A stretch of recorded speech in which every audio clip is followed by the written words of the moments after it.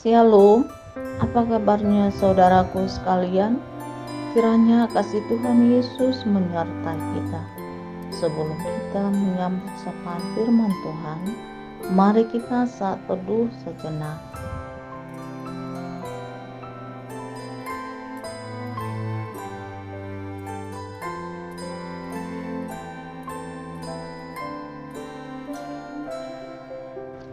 Amin.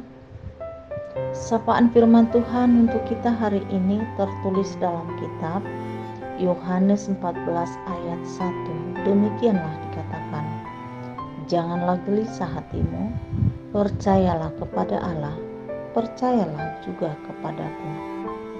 Tenangkanlah hatimu.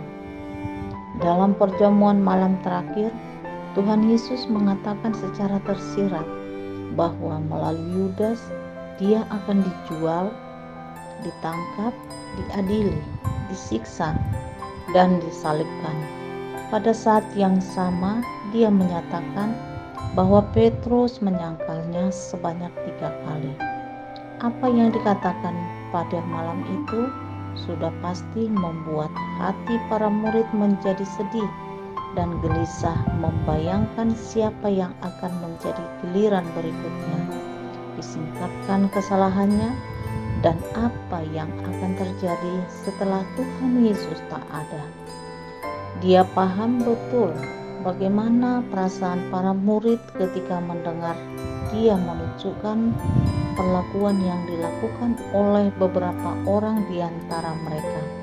Dan di saat yang sama mereka harus mendengar bahwa Tuhan Yesus yang selalu bersama dengan mereka akan segera pergi meninggalkan mereka. Kata percayalah yang diucapkannya sebanyak 2 kali menunjukkan bahwa dia tidak hanya menguatkan hati tetapi juga memerintahkan kepada mereka untuk benar-benar percaya.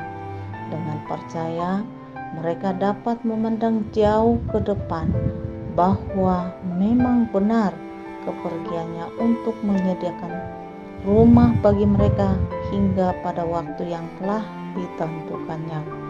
Mereka bisa kembali bersama-sama dengan dia selamanya.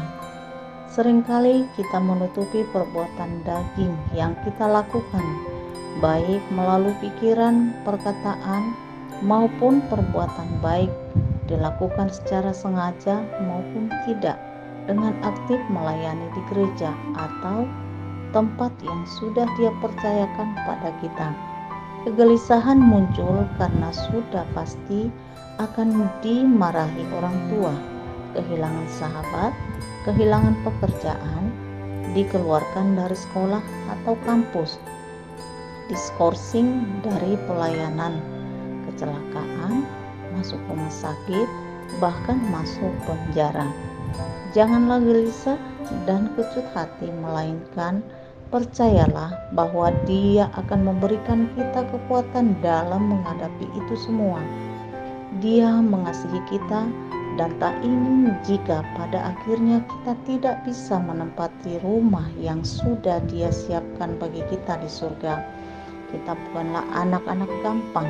Oleh sebab itu, dia memakai setiap perkataan yang ada dalam Alkitab atau orang lain yang kita kasihi untuk menyingkapkan segala perbuatan daging yang telah kita lakukan. Ibrani 12 ayat 6 sampai ayat yang ke-11. Percayalah bahwa dia tidak akan menyerah untuk membimbing kita sampai tiba waktunya kita dapat menempati rumah di surga. Maka janganlah gelisah, tapi tenangkanlah hatimu. Amin. Tuhan Yesus memberkati kita semua.